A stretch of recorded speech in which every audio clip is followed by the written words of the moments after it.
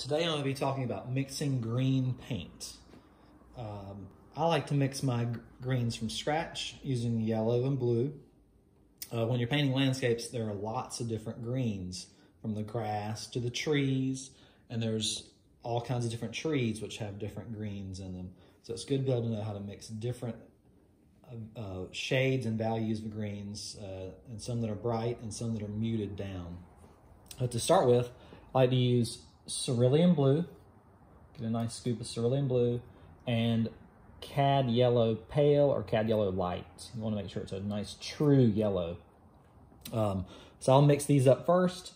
When I mix, I just scoop up the pile and smush it flat, and then keep doing that, scooping it and smushing it flat until it's all mixed. You want to make sure you scoop everything off the palette so there's nothing stuck to the palette still. And when you get this mixture mixed, it's a nice bright lime green, which, you know, it'd be good for highlights and bright spots, but for the most part, when you're painting landscapes, you're using a lot of muted down colors. So the first way I'm going to mute this one down is by adding yellow ochre. So I've got my lime green there, and this is some yellow ochre, and I'll mix that in, and this gives me a browner, more natural green. Depending on how much of each one I put in there, you can get different variations. So that's the first one. I'm going to wipe my knife off for this next one. The next one, I'll use that same lime green as a base, but I'll mix a little bit of burnt sienna into it. And this is going to give me an even browner green, which is good for your medium values. And it's very natural. It's still very green, but it's a more natural than the lime green for painting trees and other things in the landscape. So if you really want to brown it down, make it dark, you can mix this lime green with, this is permanent alizarin crimson, just a dot, just a little tiny bit of it, because it is a strong color.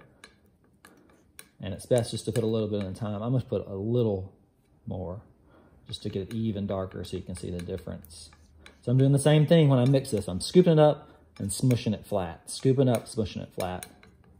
So you can see in this, I made 3 distinct greens.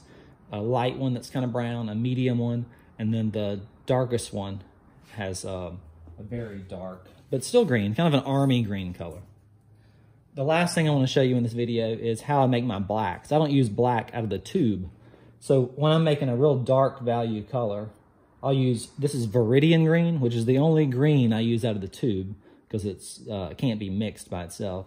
I'll take Viridian and permanent alizarin crimson and mix those together. This will give you almost a black color, which is great for your shadows and dark values in your landscapes. That's my favorite dark color there. And that's it for today.